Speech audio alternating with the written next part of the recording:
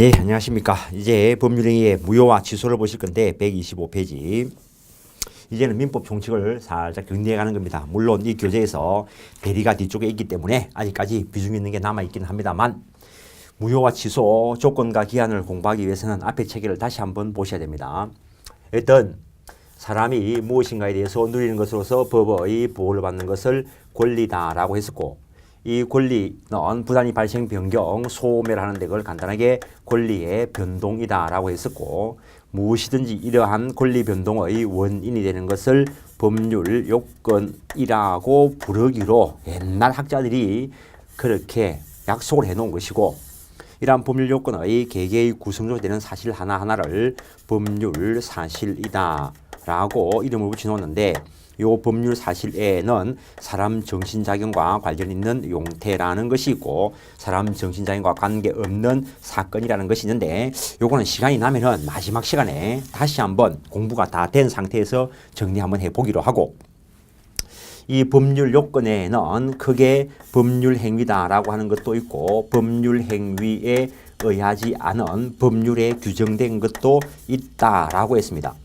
거기에서 이미 이름을 들어본 것으로서 부당이득이다라고 하는 것도 들어봤었고, 다음에 불법 행위다라고 하는 것도 들어봤었고, 다음에 사무관리 이런 것도 있고, 나중에 물권법 쪽에 들어가면은 물론 요 세 가지는 채권법 각칙 우리 시험범위 안 들어가는 쪽에 있는 규정인데 연결되는 부분이 있기 때문에 이름을 들어놓는 것이고, 그다음에 나중에 물권법 쪽에 들어가면은 시효취득이라든가 관습법상 법정지상권 등 법률 규정에 의한 권리취득이나 소멸 이런 것과 관련된 것을 보게 될 것입니다. 어쨌든 우리가 지금 계속 법률행위 부분을 하고 있는데, 양을 좀 줄이기 위해서 이 법률 행위는 최소한 법률 행위로서 표의자가 의사표시에 있어 추구하는 효과인 권리 변동이 달성되기 위해서 최소한 갖춰야 되는 것이 있는데 그걸 법률 행위의 요건이다라고 이야기했었고, 이 법률 행위가 외관상 존재하기 위해서 갖춰야 되는 것을 법률 행위의 성립 요건이라 했었고, 이 성립하기 위해서 일단 그 법률 행위를 하는 사람 당사자가 있어야 되고, 그들이 법률 행위를 통해서 달성하고자 하는 목적이 있어야 되고, 이 목적을 겉으로 드러내는 일련의 과정을 의사표시다라고 했다는 것. 모든 법률 행위는 최소한 이 정도는 있어야 법률 행위로서 존재하고 효력을 발생시키기 위해서 효력 요건이다라고 하는 것을 구비해야 되는데, 이 당사자 사람이 권리를 가질 수 있는 지위나 자격인 권리 능력이 있어야 되고, 자신의 행위의 의미를 파악할 수 있는 의사 능력이 있어야 되고, 단독으로 유효한 행위를 알 수 있는 지위나 자격인 행위 능력이 있어야 된다는 것. 다음에 이 목적이 무엇인지 확정이 되어야 되고, 그리고 가능한 것으로서 적법 효력 규정에 합당해야 되고, 그리고 사회적 타당성이 있는 것으로서 불공정한 법률행위, 폭리행위가 아니어야 된다라고 이야기했었고, 다음 이 의사표시가 표의자의 내면의 실제 의사와 그리고 표시가 일치하고 의사결정에 하자가 없어야 된다라고 했는데, 모든 법률행위는 최소한 이 정도는 구비되어야 그들이 원하는 효과가 발생할까 한다는 거예요. 근데 추가적으로 어떤 특정한 법률 행위는 성립하기 위해서 일정한 방식을 갖춰야 되는 요식 행위라는 것이 있고, 대표적인 게 유언, 유정 이런 것들이 있고, 그다음에 물건 제공이 있어야 성립하는 요물 행위다라고 하는 것도 있고, 그다음에 특별 효력 요건으로서 어떤 법률 행위인 경우에 예컨대 토지거래 허가 대상 지역에서 매매가 완벽하게 유효하려면은 허가를 받아야 되고, 그다음에 조건과 기한도 특별 효력 요건과 관련돼서 이야기가 될 수 있습니다. 그런데 이때까지 공부한 걸 가지고 일단 정리를 하면은 법률 행위가 성립 요건조차 갖추지 못했다면 그것을 법률 행위의 불성립이다라고 할 것이고, 성립 요건을 갖추고 난 뒤에 효력 요건을 구비하지 못한 경우에 권리 능력이나 의사 능력 없는 자가 법률 행위를 한 것처럼 보이면은 그것은 우리 법상 무효로 처리할 것이고, 그다음에 옛날에는 행위 능력 없는 자, 그러니까 무능력자인데 지금은 법이 개정돼 가지고 제한 능력자라 하고 민법 총칙에서 정하고 있는 제한 능력자의 19세에 달하지 아니하는 미성년자 그리고 그 피한정후견인 그리고 피성년 후견인이 있습니다. 피한정후견인 같은 경우에는 기본적으로 정신, 연령 등의 문제로 해서 피한정후견인으로서 선고를 받아야 되고 피성년후견인도 선고를 받아야 됩니다. 이쪽은 간헐적인 행위능력 제한일 것이고 이쪽은 지속적인 행위능력 제한이 될 것입니다. 어쨌든 우리 법은 이러한 경우에 취소 사유로 규정을 하고 있다는 것. 다음에 법률 행위가 다수를 가지고 일단 설명을 합니다. 목적이 확정되지 않거나 또는 확정되었다 하더라도 가능하지 않거나 원시적 객관적 불능이거나 효력 규정을 위반했거나 사회적 타당성이 없거나 또는 불공정한 법률 행위인 경우에 우리는 앞에서 이것들이 전부 다 무효 사유가 된다라고 이야기했습니다. 다음에 지난 시간에 했던 거 의사와 표시가 일치하고 의사결정에 하자가 없어야 되는데 여기에 문제가 있는 걸 전체적으로 비정상적 의사표시다라고 이야기했었고 여기에 의사와 표시가 불일치하기 때문에 문제가 되는 것으로서 세 가지가 있었는데 거기에 진위와 표시가 불일치한 것을 표의자는 알고 하는 비진위 표시다라고 하는 것이 있었는데 이거는 원칙이 표시된 대로 유효하다였습니다. 단 상대방 쪽에서 비진위임을 알았거나 알 수 있을 경우에 무효로 한다라고 했었고 그다음에 통정 허위 표시다라고 하는 것은 진위와 표시가 불일치한 것을 표의자가 알고 상대방과 통정 짜고 하는 것으로서 당사자 간의 그 효과가 무효다라고 했었고 그다음에 착오에 의한 의사 표시인 경우에는 중요 부분의 착오이고 표의자에게 중대한 과실이 없을 때 착오를 이유로 취소할 수 있다라고 규정되어 있었고 그다음에 의사와 표시의 일치 불일치의 문제는 일단 변론으로 하고 요 의사 결정에 타인의 사기 강박 때문에 행해진 하자 있는 의사 표시다라고 하는 것이 있었다는 거. 하자 있는 의사 표시. 거기에 사기 때문에 행해지는 사기에 의한 의사 표시, 강박 때문에 행해지는 강박에 의한 의사 표시가 있었는데 요것들은 우리 법에서 취소 사유로 규정을 하고 있다는 것. 그래서 여기까지 오면서 어떤 것들이 취소 사유이고 어떤 것들이 무효 사유인가 그 사유에 대해서 정리를 해 놓은 겁니다. 일단 앞에서도 쓴 적이 있지만은 불성립과 무효는 반드시 구별되어야 된다. 별것도 아니지만 요것도 시험에 나온 적이 있습니다.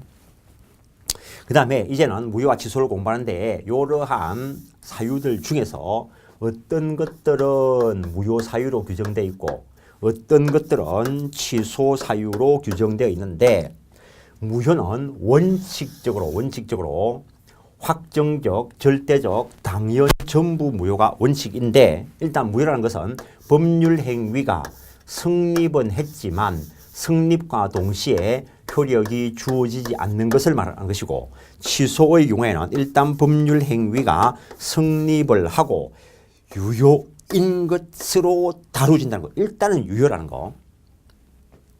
그러나 일정한 기간 내에 지소권자가 지소권 행사하면 소급해서 그 효력을 상실시킨다는 것. 무효의 경우에는 일단 절대적, 당연, 확정적, 전부 무효가 원칙이고 취소의 경우에는 상대적 취소가 원칙이라는 거. 상대 취소 원칙이라는 거. 이거는 지소권 행사를 해야 소급적으로 효력이 상실된다는 거. 취소의 경우에는 일단은 유효한 것처럼 다루어지지만 차후에 지소권자가 일정한 기간 내에 지소권 행사하면 소급적으로 효력이 상실될 여지가 있기 때문에 이거는 유동적 유효 상태에 있다는 것. 그 다음에 취소도 전부 취소가 원칙입니다. 근데 앞에서 이미 살짝 하나 보고 왔는데 일부 취소를 허용한 게 판례라는 거. 그래서 일단은 비교를 살짝 해놓고 무효를 보시는데, 무효는 절대적, 당연, 확정적 무효가 원칙인데 예외는 있습니다. 절대적 무효에 대비해서 상대적 무효 사유인 것도 있고, 상대적 무효 사유인 것도 있고, 당연 무효에 대비해서 재판상 무효다라고 하는 것도 있고, 확정적 무효가 원칙이지만 유동적 무효 상태에 있는 것도 있고, 전부 무효가 원칙이지만 예외적으로 일부 무효 처리하는 경우도 있다는 것.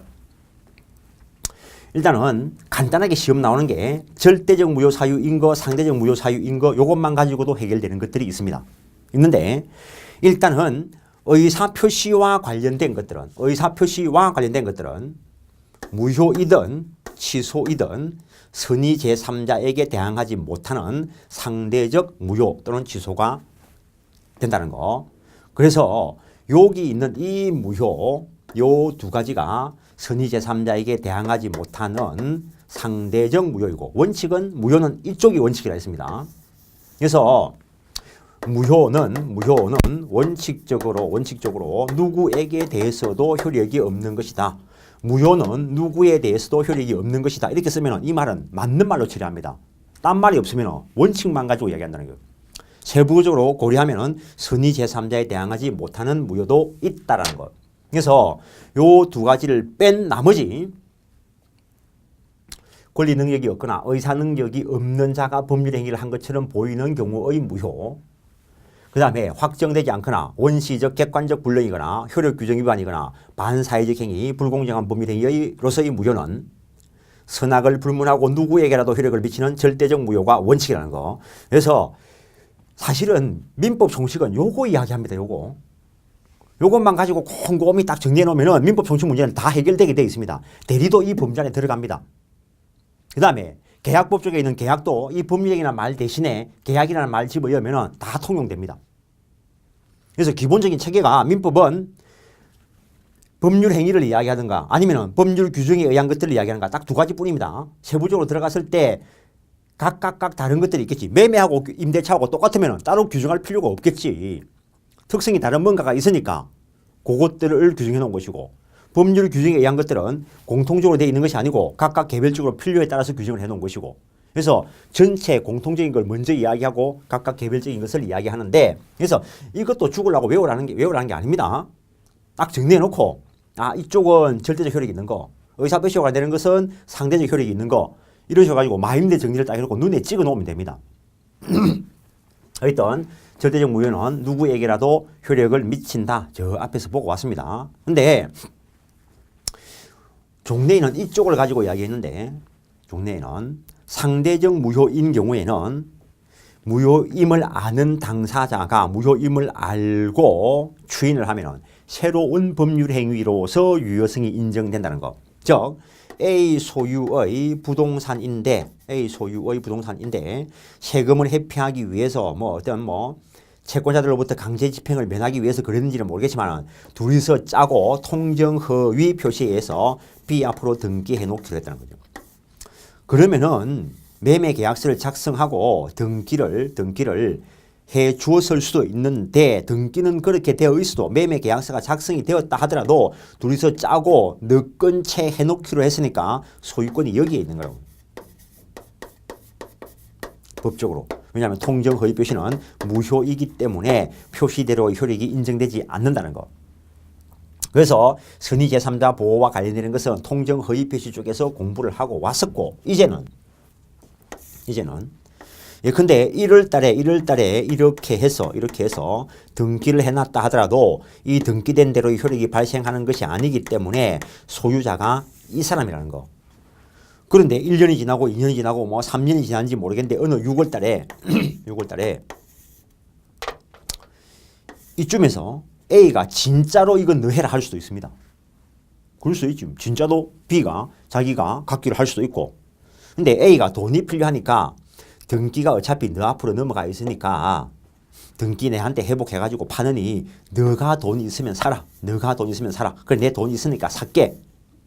하고 여기서 매매 계약이 체결되고 돈을 주면은 원래 법대로 하려면은 말소시키고 소유권 복귀시켰다가 다시 이때 이전 등기를 해야 됩니다.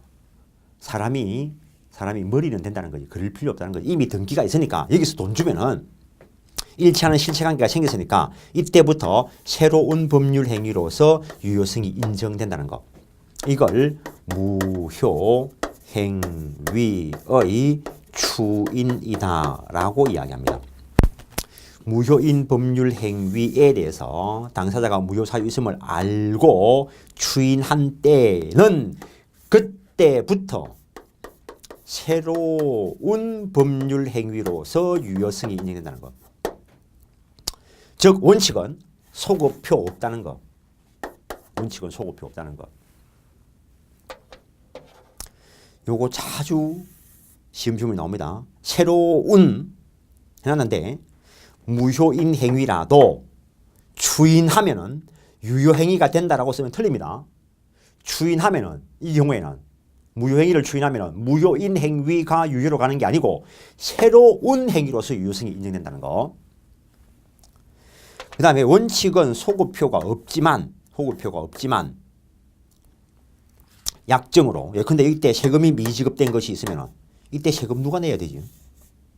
이 사람이 소유자니까 이 사람이 내야 돼. 실질과세가 원칙이니까. 이때까지 세금 안 낸 것도 너가 내라. 약정할 수 있습니다. 그럼 약정으로 소급표를 줄 수는 있다는 거지. 약정으로 소급표를 줄 수 있다는 거. 채권적 소급적 약정은 당연히 가능하고 저거 둘이뿐이니까. 물권적 소급적 추인이 가능한가에 대해서 논의가 있는데 제3자의 권리를 해하지 않는 한은 당연히 가능할 것이고, 요거는 추인의 명시적인 의사가 있어야 됩니다. 일단 추인의 의사가 있어야 된다. 무효임을 알고 추인하는 것이고, 근데 요 근래에 나온 판례가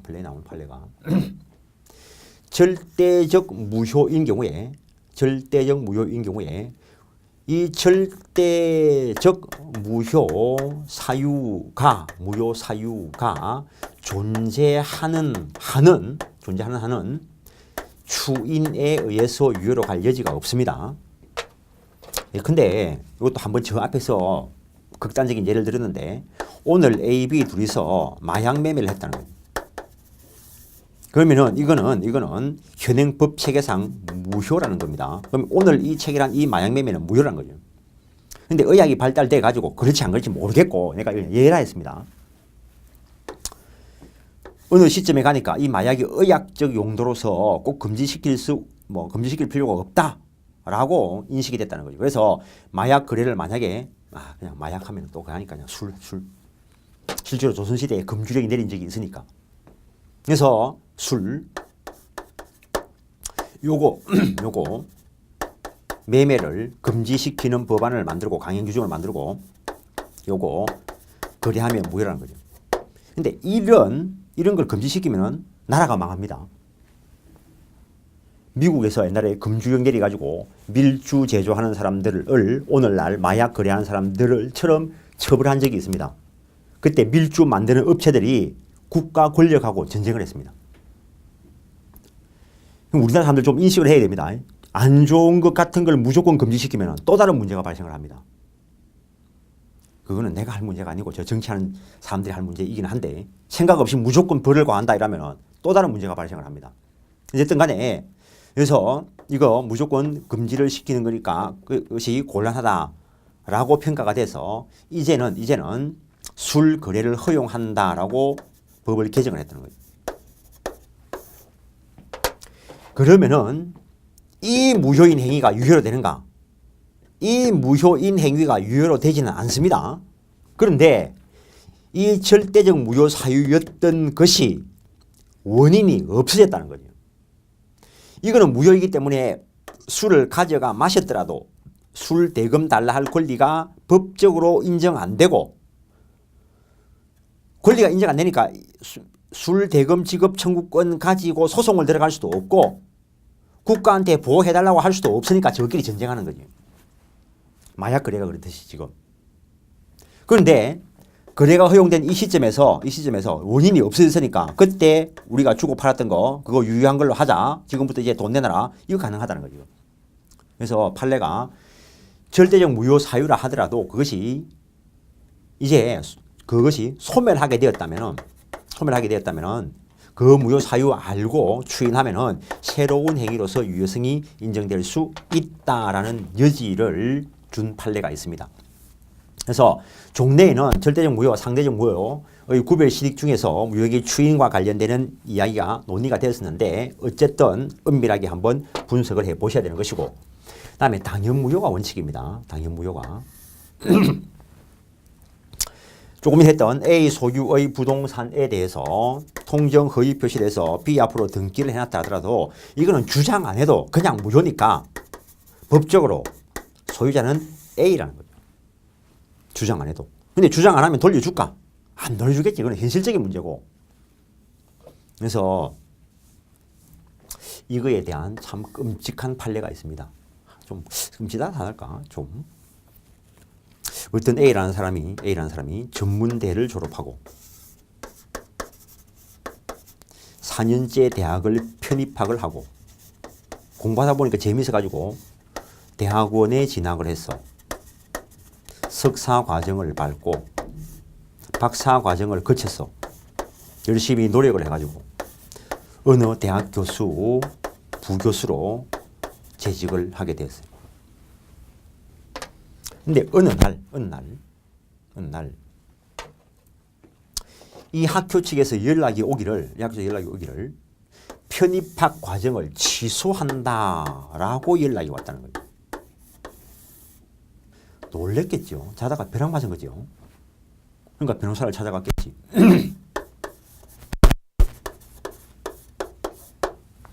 내가 사실은 이래가 편입해가지고 지금 박사 학위까지 받아가 대학 교수를 하고 있는데 저 학교에서 이 편입학 과정을 취소한다고 연락이 왔는데 어떻게 해야 되겠어? 이러니까 이 띨띨한 변호사 걱정하지 마라. 취소권은 법률 행위를 한 날로부터 10년 추인할 수 있는 날로부터 3년 내에 안 하면 더 이상 취소 못한다. 걱정하지 마라. 소송하면 이길 거다 했다는 거지. 보니까 여기 편입하기가 2년 지났고 석사 과정 대부분 석사 학위 받으면 한 5년 박사 과정 한 5년 그 다음에 부교수까지 됐으니까 여기도 한 5년 걸렸을 거고 그럼 적어도 10년은 넘은 게 확실할 거라는 거지. 그럼 이 취소가 여기서 말하는 취소가 맞다면 취소는 의미가 없을 거라는 거지.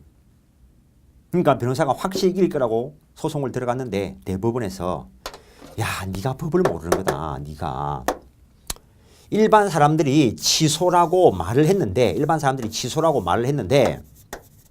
일반 사람들은 법 모르는 사람들은 이 취소하고 이 무효를 구별을 못한다.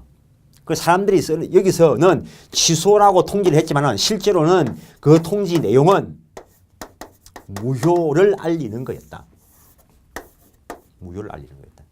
충분히 그렇습니다. 오늘도 그랬을지 모르지. 짜장면 집에 짜장면 딱 물어 가가지고 짜장면 시켜놓고 앉아가 짜장면을 딱 기다리니까 옆자리에 딱 보니까 짬뽕을 먹고 있어. 갑자기 짬뽕이 입맛이 확 땡겨. 그래서 아줌마를 불러가지고 아줌마 조금 전에 짜장면 시켰던 거 취소합니다. 이래 이야기하면은 취소가 될까? 취소가 되려고 하면 취소 사유가 있어야 돼. 내를 보니까 제한 능력자 같아. 그렇게 생각하는 당신이 잘못된 거고 미성년자 아니고 피성년 피한정 후견인 아니니까 네 행위 능력자 맞아. 그러니까는 행위 능력을 이유로 한 취소 사유가 존재 안 해. 나는 분명히 시킬 때는 짜장면 먹고 싶었고 짜장면 달라 했고 아줌마 짜장면 시키는구나 짜장면 줄게 했고 이게 착오가 없어. 누가 내보고 짜장면 안 먹으면 죽인다. 그런 강박을 한 적도 없고 사기당한 적도 없어. 그 진위와 표시가 일치해. 이쪽도 진위와 표시가 일치해. 즉 여기에 취소 사유가 존재하지 않기 때문에 이 취소는 여기서 말하는 취소가 아니라는 거지. 그러니까 미치는 거지. 국어로 똑같이 그래서 놓고 그게 아니래. 그러니까는 그런 식으로 공부하면 안 됩니다. 그러면 이거는 법적으로 취소권 행사한 게 아니고 짜장면 주세요 청약, 그리고 짜장면 드릴게요 승낙, 짜장면에 대한 계약이 체결됐어. 여기에 무효 사유나 취소 사유가 없어. 그럼에도 불구하고 내가 취소한다라고 했을 때 아줌마가 알아들어 이걸. 그럼 뭐 드실 건데요? 이러면은 짬뽕 주세요 이라 하겠지. 그러면 아줌마가 알았어 이란 말은 그건 또 무슨 의미냐는 거죠. 그래서 정상적으로 유효하게 존재하는 계약에 대해서 내가 해제를 부탁합니다. 해제 청약을 한 거라고. 그럼 아줌마가 알았어 이 말은 해제 승낙을 한 거라고. 일반적으로 법전에 있는 해제권 행사가 아닙니다. 법전에 있는 해제권 행사 요건은 여기에 없어. 채무불이행 등의. 내가 1시간을 기다리고 2시간을 기다리고 3시간을 기다려도 안 주면은 그때는 채무불이행을 이유로 해제할 수 있겠지만 아줌마는 지금 갖다 주려고 어쩌면 짜장면을 다 만들어 놨을 수도 있어 이거. 그래서 법적인 의미로는 해제 청약, 해제 승낙에 의해서 해제 계약이 체결되고 내가 또 다른 거 주문할 수도 있다는 거. 물론 경우에 따라서는 안 하고 나올 수도 있을 거고. 그럼 그때 짜장면 값 주고 나와야 될까? 안 주고 나와야 될까? 그거는 이 계약 내용에 따라서 정해지는 거고. 이제 한 개 배웠어요. 짜장면 시키러 가가 짜장면 집에 가 짜장면 시켜놨다가 짬뽕이 먹고 싶으면은 종래에는 법을 모를 때는 짜장면 아줌마 취소시키고 이래 했을 건데 이제 법을 좀 배웠으니까 아줌마 딱 불러가지고 아줌마 짜장면 해제 청약하여 이러면 아줌마가 알아들어. 그러니까 밖에서 쓰는 용어는 그냥 밖에서 써야 된다고. 근데 법적으로 평가하면 이렇게 될 거라고. 그래서 법 한 개 배웠다고 요래 쓰면은 이 아줌마가 저 새끼 지금 돌았나 저게 무슨 말이지 할 거라고. 그와 마찬가지로 이 어느 대학에서 취소한다라고 통지를 한 거는 여기서 말하는 이 취소권 행사를 한 게 아니고 당연 무효 사유를 알리는 거란 거죠. 그럼 당연 무효 사유를 알리는 거란 말은 10년이든 100년이든 1000년이든 만년이 지났든지 간에 이게 무효인 거지. 4년제 대학을 졸업을 안 했으니까 이게 무효인 거지. 석사 과정도 없이 박사 과정을 밟았으니까 이것도 무효인 거지. 정도 없이 교수가 됐으니까 이것도 무효인 거지. 무효가 이래 끔찍한 거라고. 한 번 무효는 영원한 무효.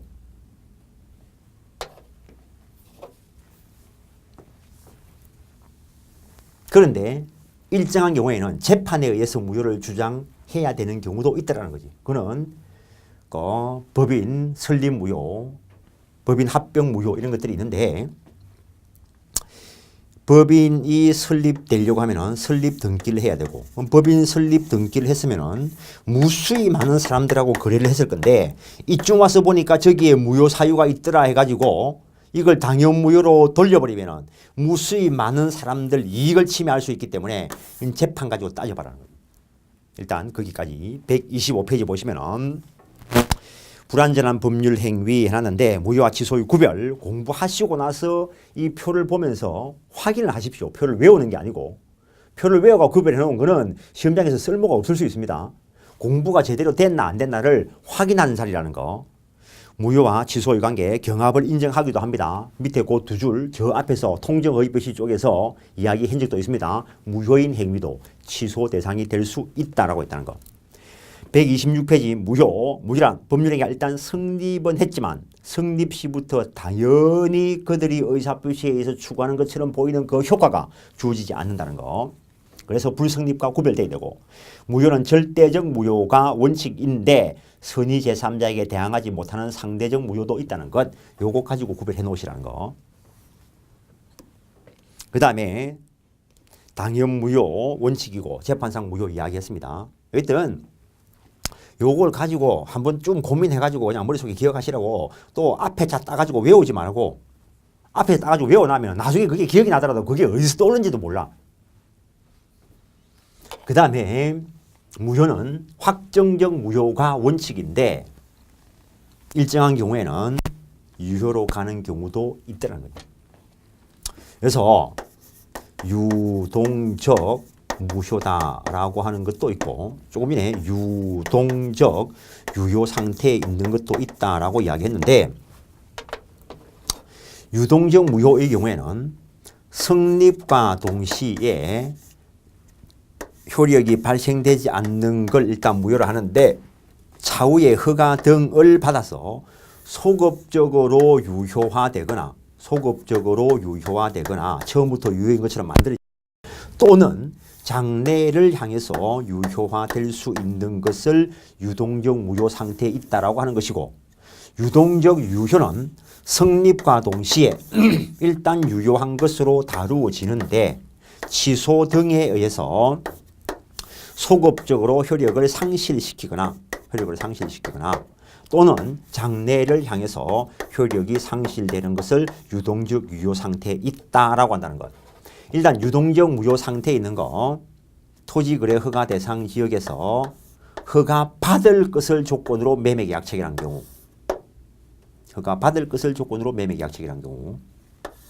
그 다음에 정지 조건부 법률행위 아직 정지 공부 안 했습니다. 그 다음에 시기부 법률행위 이런 것들을 생각해 볼 수 있다는 것. 유동적 유효 조금 전에 이야기했던 건 취소 사유 전부다. 그 다음에 해제 조건부 법률행위 그 다음에 종기부 법률행위 무권대리행위도 이 범주에 들어간다는 것. 그래서 유동적 무효 상태에 있는 거 간단하게 요거 묻는 것만 가지고도 시험에 나왔습니다. 거기에 뭐 이래 외울 게 아닙니다. 요게 뭔 줄 알면은 그럴 수밖에 없고 요게 뭔 줄 알면 그럴 수밖에 없습니다. 이거.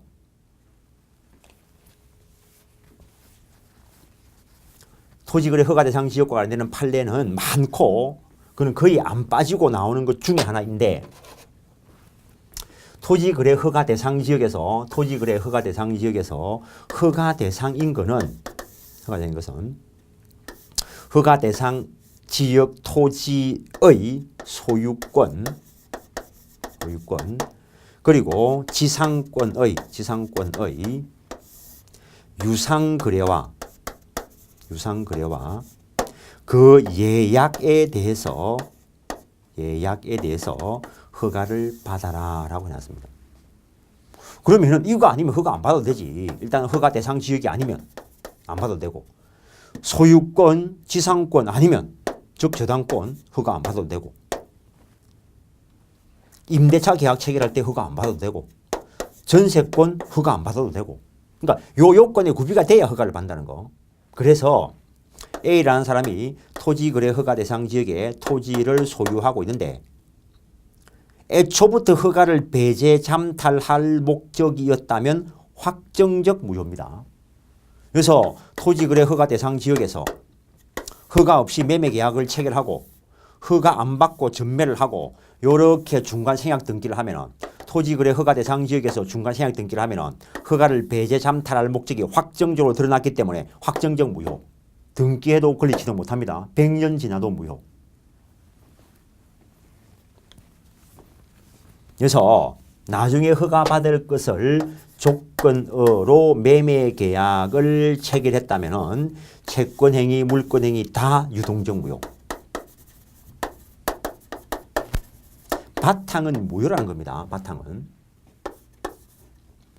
바탕은 무효이기 때문에 매매 계약서를 완벽하게 썼다 하더라도 이 매매의 효력이 발생 안 하기 때문에 이행 청구권이 없다는 것. 이행 청구권이 지금 발생 안 한다는 거. 당연히 대금 지급 청구권도 발생 안 한다는 거.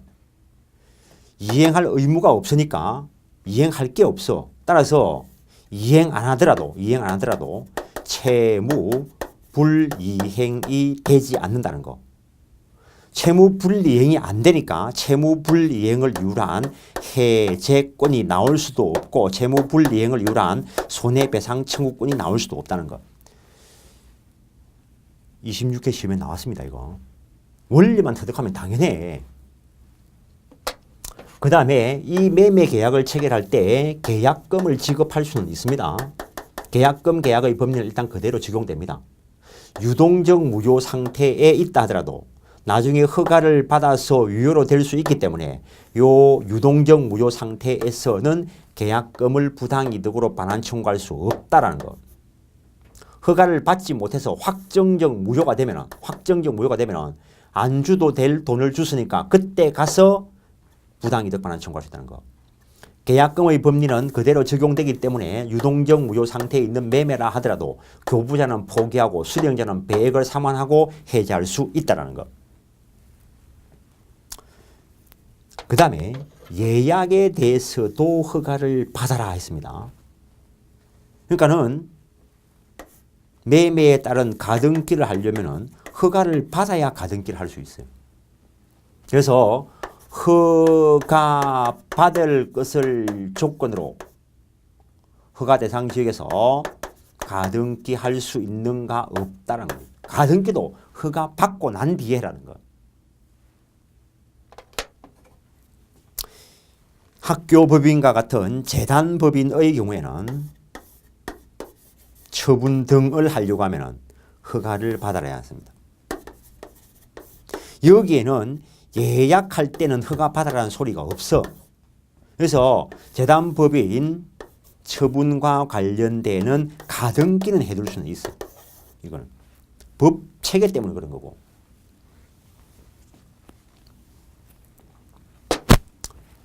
그 다음에 담보 가등기도 어쨌든 가등기입니다. 그것도 허가를 받아야 가등기 해둘 수 있다는 거. 그래서 토지거래 허가 대상 지역에서 매매 계약을 체결하면은 허가를 받기 곤란한 사람은 등기할 길이 없을 수도 있으니까 돈 빌려준 것처럼 해가지고 저당권 설정 등기를 해놓습니다. 그때는 허가를 안 받아도 되니까. 유동적 무효 상태라 하더라도 앞으로 허가 받을 것을 조건으로 매매 계약을 체결했으니까 허가 신청 절차에 협력할 의무가 있습니다. 일단 확인해 보시면은 무효는 확정적 무효가 원칙인데 유동적 무효 상태인 것도 있다는 거. 거기 중간 좀 보시면은 토지거래 허가 대상 지역에서 허가 받을 것을 조건으로 한 매매, 그다음에 무권 대리인의 행위, 그다음에 무권리자의 처분 행위, 정지 조건부 법률 행위. 무권 대리인의 행위 원칙은 무효이고 나중에 허가를 받아서 유효로 갈 여지가 있습니다. 그래서 무권 대리인의 행위, 아까 내가 요 글을 쓸 때 글을 잘못 쓰는가 잘 쓰는가 잘 모르겠는데 무권 대리인의 행위는 유동적 무효입니다. 유동적 무효. 그 다음에 허가 대상 권리 및 허가 대상 행위가 길게 늘어서 하는데 여기에서 이야기했던 것들을 글로 써놓은 겁니다. 글로. 요 그림을 그려놓고 한번 생각을 해 보십시오. 동그라미 3번 보시면 허가 없이 체결한 토지 거래 계약, 물권적 효력도 유동적 무효, 채권적 효력도 유동적 무효. 처음부터 허가를 아예 배제 잠탈할 목적이었다면 확정적 무효 넘기시고 128페이지. 토지거래 허가 대상 지역에서 허가 받을 것을 조건으로 체결한 매매 계약은 유동적 무효. 일단은 무효니까 이행 청구권이 없습니다. 이행할 게 없으니까 이행 안 해도 채무불이행이 안 됩니다. 채무불이행이 안 되니까 채무불이행을 이유로 한 해제나 손해배상 청구권 발생 안 한다는 거. 채무불이행을 대비한 위약금 약정은 아직 발생 안 합니다. 허가 신청 절차에 협력할 의무를 이행하지 않을 것을 대비한 위약금 약정이다라고 하면 이건 유효합니다. 다음에 지급한 계약금, 매매대금과 부당이득 반환 청구권의 문제 해놨는데 유동적 무효 상태에서는 아직 부당이득 반환 청구권 행사 못한다는 거. 확정적 무효가 되었을 때 그때 부당이득 반환 청구할 수 있다는 것. 그런 이야기를 쭉 써놓은 겁니다. 매도인의 계약 해제 여부에 해놨는데 허가를 받고 난 뒤라면 허가를 받았으면 이제는 줄 거 주고 받을 거 받아야 돼. 이때는 확정적 유효가 됐으니까. 그때는 안 주면은 채무불이행으로 해제하고 손해배상 청구할 수 있다라는 것. 그런 것들 길게 늘어 써놓은 것이고, 그다음에 로마자 5번 토지와 건물 매수에서 건물만에 대한 소유권 등기 청구권 인정 여부 이거는 전부 무효가 원칙인데 일부 무효가 되면 어떻게 할 것인가. 원칙은 전부 무효가 원칙이라는 거. 그걸 써놓은 겁니다. 저 뒤에 가서 설명할 것이고 유동적 무효가 확정적 무효로 되는 경우 허가를 배제 잠탈할 내용이 드러난 경우 그 다음에 요건이 동시에 다 충족될 수도 있습니다. 제한 능력자가 사기당해서 의사표시를 했다면 사기에 의한 취소권도 있고 제한 능력을 이유한 취소권도 있습니다. 마찬가지로 토지거래 허가 대상 지역에서 허가받을 것을 조건으로 매매계약을 체결했지만 사기당해서 했으면 사기를 이유로 취소할 수 있고 강박당해서 했으면 강박을 이유로 취소할 수 있고 착오라면 착오 취소권이 발생할 수 있고 통정허위표시라면 통정허위표시 이론이 그대로 적용될 것이고 그걸 길게 늘어서 놓은 겁니다. 그 다음 130페이지 토지거래 허가 대상 지역 지정이 해제되면 어떻게 할 것인가. 토지거래 허가 대상 지역일 때 허가받을 것을 조건으로 매매계약을 체결했으면 유동적 무효인데 그게 허가 대상 지역에서 빠져버리면 확정적 유효로 간다는 거. 확정적 유효로 간다는 거. 확정적 유효가 됐으면 이제 일반적인 채권 관계가 그대로 될 거란 거. 그래서 대상 지역에서 제외되어서 확정적 유효로 되고 난 뒤에 다시 재지정된다고 해서 이미 유효로 된 게 무효로 가지는 않습니다. 허가 대상 지역에서 허가를 배제 잠탈할 목적으로 계약을 체결했으면 확정적 무효이고 그 토지가 허가 대상 지역에서 제외된다고 해서 유효로 가지 않습니다. 그 정도 하시고 토지거래 허가 구역에서 매매 후 정렬을 원인으로 소유권 이전 등기한 게 유상거래일 때 허가를 받아라 해놨으니까 계약이 아닌 정렬하면 허가를 안 받아도 돼. 그래서 허가를 회피할 목적으로 정렬을 했다면 확정적 무효. 원래 오리지널 정렬하면 허가 안 받아도 되는 겁니다. 이거 하니까 또 옛날에 그분도 참 돈을 많이 버는 걸로 아는데 어느 지역인 건 안 가르쳐주고 어느 토지거래 허가 대상 지역에 있는 토지를 중개거래하면서 허가 대상 지역에 매매하려면 허가 받아라 하니까 허가 받지를 못할 위치에 있는 어떤 사람과 하면서 매매한 게 아니고 정리한 것처럼 해가지고 소유권 이전 등기가 되고 매매 대금을 지급하게 했다는 거죠. 그러면 서류에는 이렇게 돼 있어도 실제로 매매입니다. 이거 세무조사가 나왔다는 거예요. 이 공문서 위조 등 죄가 큽니다. 이거 걸리면 저런 것들은 반드시 조사로 나오게 돼 있습니다. 저거는.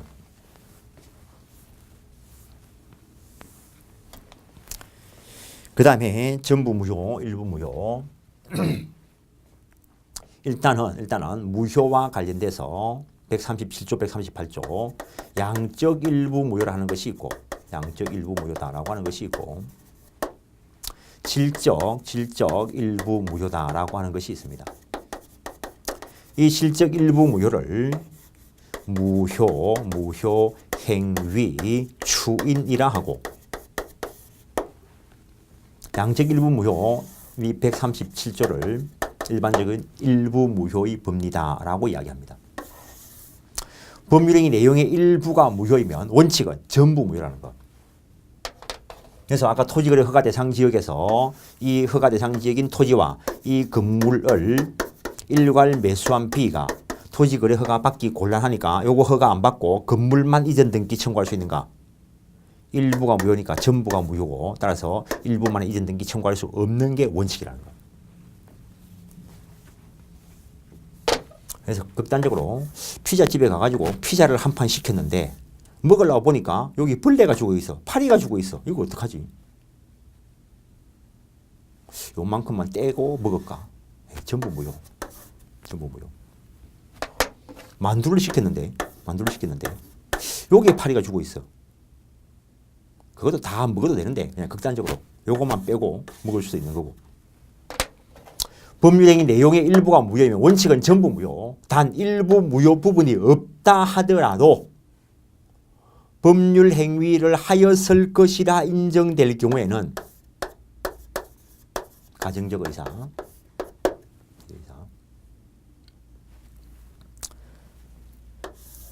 그걸 빼고 나머지 부분에 대해서 이 말은 가분성이 있어야 되고 하였을 것이 아닐 때는 나머지 부분은 그러하지 않았다. 나머지는 유효할 수 있다는 것. 법률행위 내용의 일부가 무효일 때는 원칙은 그 전부를 무효로 한다. 단 일부 무효 부분이 없었다 하더라도 법률행위를 하였을 것이라 인정될 때는 나머지 부분은 그러하지 아니하다. 나머지 부분은 유효할 수 있다라는 이야기. 그 다음에 무효행위 전환과 관련해서 법률행위가 성립하기 위해서 최소한 요 정도만 있으면 돼. 근데 어떤 법률행위는 요거까지도 갖추라는 거지. 그래서 법률행위가 원래 당사자가 의도한 행위로서는 요건을 갖추지 못했지만 그것이 이미 다른 법률행위의 유효한 요건을 다 갖추고 있고 당사자가 그 사실을 알았더라면 다른 법률행위를 하였을 것이라 인정될 때 전환의사 무효행위 전환의사 이것도 가상적 의사이고 그때 다른 법률 행위로서 유효성을 인정한다는 것. 그래서 요건이 많은 쪽에서 적은 쪽으로 갈 수는 있어. 저것끼리는 가능할 수도 있어. 요건이 작은 쪽에서 많은 쪽으로는 절대로 올 수 없다는 것. 그걸 저기에 대입하면은 불요식 행위에서 불요식 행위로 전환될 수 있다는 것. 임대차 계약이다 라고 계약서를 썼지만 차임은 없는 걸로 하자 했다면 임대차가 아니고 그는 사용대차가 될 거라는 것. 그 다음에 요식행위를 한다고 했는데 예컨대 비밀정서 유언을 한다고 했는데 비밀의 요건을 구비하지 못하면 자필정서 유언으로 다루어질 수 있다는 것. 그래서 불요식행위에서 불요식행위로 요식행위에서 요식행위로 전환될 가능성은 있다는 것. 그 다음에 요건이 많은 요식행위에서 불요식행위로 갈 여지는 있어도 요건이 적은 불요식행위에서 요식행위로 올 여지는 없다는 것. 요것만 가지고도 문제를 내기도 합니다. 일단 꼭 확인하시면 130페이지 법률행위 내용이 무효인 것은 전부 무효가 원칙인데 일부 무효일 때 어떻게 할 것이냐는 거죠. 131페이지 법률행위 내용의 일부가 무효인 때는 그 전부를 무효로 한다라고 해놨습니다. 그러나 예외적으로 동그라미 1번 판례 내용 그게 시험에 나온 적이 있습니다. 그 일부가 무효임을 당사자가 법률행위 당시에 알았더라면 나머지 부분으로 법률행위를 하였을 것이라 인정될 때는 나머지 부분은 유효할 수 있다라는 것. 그래서 실제 의사가 아니고 가상적 의사. 아까 무효행위 추인할 때는 실제 의사였습니다. 실제 의사. 무효 사유 있음을 알고 근데 일부 무효에 의해서 일부가 유효로 가기 위해서는 가상적 의사라면 된다는 거. 그 다음에 가분적이어야 되고 그 다음에 별도의 특칙이 있으면 특칙 규정대로 갑니다. 그 다음에 원시적 무효, 후발적 무효는 별 의미 없이 그냥 그런 개념 하나 확인해 놓으시는 거고 애초부터 무효인 게 원칙이고 차후에 무효로 될 수 있는 게 있다는 거. 예컨대 부동산 실거래자 명의 등기에 관한 법률이 제정되기 전에 명의신탁은 유효한 걸로 다루어졌습니다. 실명법이 제정되면서 후발적으로 무효로 다루어진 것들이 있다는 거. 132페이지 무효는 법적으로 그들이 원하는 효력이 발생하지 않기 때문에 이행되기 전이라면 이행할 게 없고 이행이 일어났다면은 부당이득 반환 청구할 수 있는 것이 원칙인데 3번 불법 원인 급여인 경우에는 반환 청구를 허용하지 않는다. 단 그 불법 원인이 어느 한쪽에만 있다면 불법 원인 없는 자는 반환 청구할 수 있다. 저 앞쪽에서 연결시켜서 하고 왔습니다. 무효행위 전환 138조 무효행위 전환이란 무효의 법률행위가 즉 자기가 한 그 법률행위가 무효인데 그게 이미 다른 법률행위의 요건을 구비하고 있고 당사자가 그걸 알았더라면 다른 법률행위를 의혹하였으리라 인정될 때 다른 법률행위로서의 유효성이 인정될 수 있다는 것. 그래서 그걸 세분하면 일단 무효인 행위가 있어야 되고 오른쪽에 그것이 다른 유효한 행위의 요건을 구비하고 있어야 되고 전환의 가상적 의사가 있어야 되고 그때 다른 행위로서 유효성이 인정된다는 것. 물론 또 다른 무효 사유는 없어야 될 것이고 그래서 세부적인 내용의 133페이지 밑에 요식행위에서 불요식행위로는 이거는 어느 정도 자유롭게 전환될 수 있다는 거. 음수표를 발행한다고 했는데 음수표법상의 요건을 구비하지 못하면 금전소비대차 계약서의 차용증으로 볼 수 있다는 거. 불요식행위에서의 불요식행위의 전환도 가능할 수 있고 하는 것이고 근데 전환 전의 행위가 불요식행위인데 전환 후가 요식으로 되는 경우는 없다는 거. 왜냐하면 요식행위가 요건이 더 많은 거기 때문에. 그다음에 전환 전과 후가 모두 요식행위인 경우를 인정할 것인가가 문제가 되는데 판례가 2번에 동그라미 3번 비밀정서 유언이 요건을 흠결하면 자필정서 유언으로 볼 수 있다는 거. 그 다음에 동그라미 2번 타인의 자를 자기의 친생자로 출생신고해도 친생자는 안 됩니다. 입양의 효력은 인정될 수 있다는 것. 혼인 외의 자를 혼인 중의 자로 출생신고해도 혼인 중의 자가 안 됩니다. 인지의 효력은 인정될 수 있다는 것. 그 정도 하시고 단독적 의사표시의 전환이 인정될 것인가가 문제가 되는데 이미 봤습니다. 비밀정서 유언 단독행위이고 그것이 또 다른 단독행위로 전환되는 경우가 있고 그 다음에 연착된 승낙은 새로운 청약으로 볼 수 있고 조건이나 내용의 변경을 가한 승낙은 새로운 청약으로 본다. 요거는 나중에 계약법 쪽에 가서 또 확인할 겁니다. 무효등기의 유용 이거는 물권법에 가서 공부할 자리가 나올 건데 이번에 시험 나온 게 이번에 26회 때 시험 나온 게 있습니다. 어떤 등기부가 있는데 갑구를 열어봤을 때 A가 소유자이고 누군가에게 돈 빌려오면서 저당권 설정해줬다는 거. 그럼 이 사람은 채권자로서 저당권 가지고 있다는 거. 근데 돈을 다 갚아버리면 피담보 채권이 없으니까 이 저당권 등기를 말소 안 해도 무효입니다. 저당권 없는 겁니다. 근데 나중에 이게 말소되기 전에 그만큼 돈을 또 빌려오면서 그냥 요 등기 유효한 걸로 하자. 유용할 수 있다는 것. 그래서 갑구나 을구의 유용은 가능합니다. 일단 갑구나 을구의 유용. 그러나 이거 가지고 제3자의 권리를 행하지는 못합니다. 유용하기 전에 이미 또 다른 사람이 저당권자로 들어오 있고 이 시점에서 K한테 돈을 빌리기로 하고 새로 등기 안 하고 요걸 유용하기로 한다 하더라도 이미 이해관계를 맺고 있는 이 사람한테는 대항하지 못한다는 것. 그래서 그걸 그냥 학자들이 이해관계 있는 자가 없을 때 가능하다라고 이야기하는데 판례가 정확하게 밝히고 있습니다. 그때 그 이해관계 없어야 된다 하는 것은 제3자의 권리를 행하지 못한다. 그 제3자에게 대항하지 못한다는 의미를 가진다는 거. 이때 이 제3자는 선악을 따질 필요 없고 그 다음에 앞에서 예를 드는 것 중에서 통정 허위 표시를 해가지고 이렇게 넘겨놨으면 등기는 이렇게 있어도 소유권은 여기에 있고 따라서 이 등기는 무효라는 거. 근데 나중에 진짜 매매 계약을 체결하고 돈 받아간다면 유용할 수 있다는 거. 그래서 갑구와 을구에서는 유용이 가능합니다.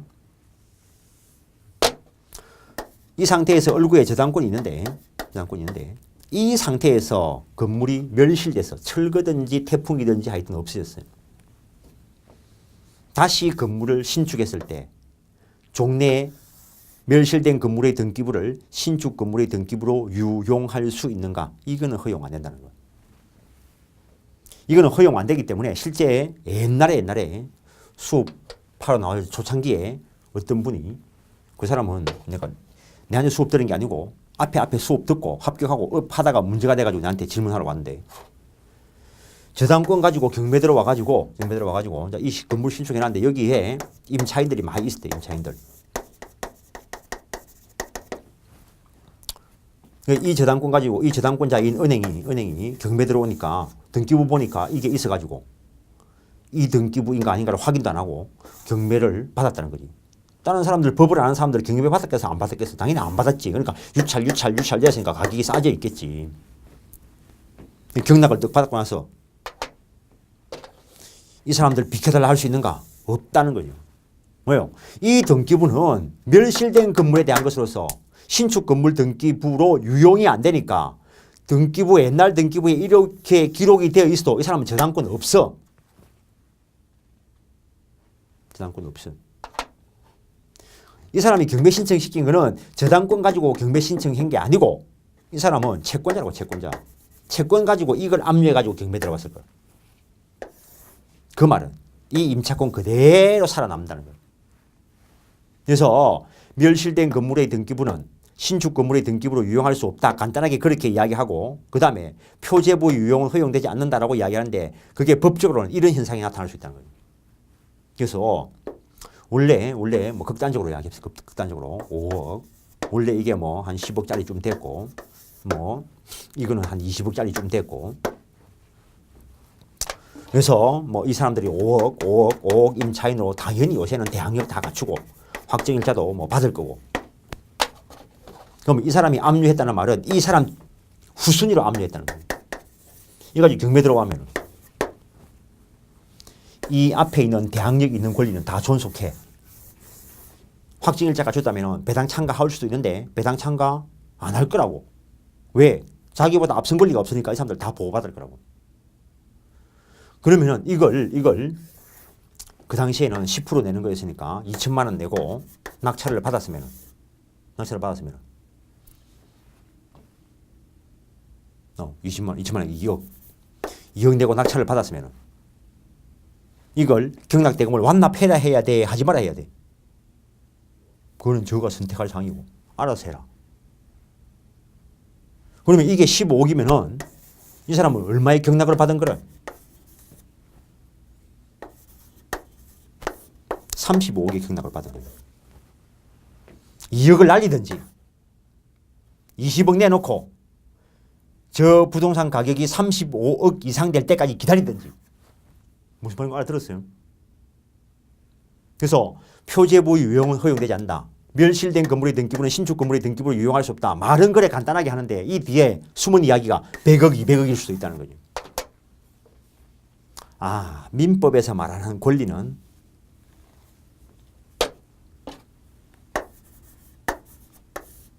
우리가 재산권 이야기하고 있습니다. 말이 좋아 재산권이고 권리지 전부 돈 이야기입니다. 민법 교과서 지금 공인중개사 시험 범위에 들어가는 민법 교과서에서 권리 그 말은 전부 돈으로 바꾸면 됩니다. 권리라니까 머리에 확확 안 꽂혀요. 물권 하지 말고 물돈, 채권 하지 말고 채돈이라지 뭐.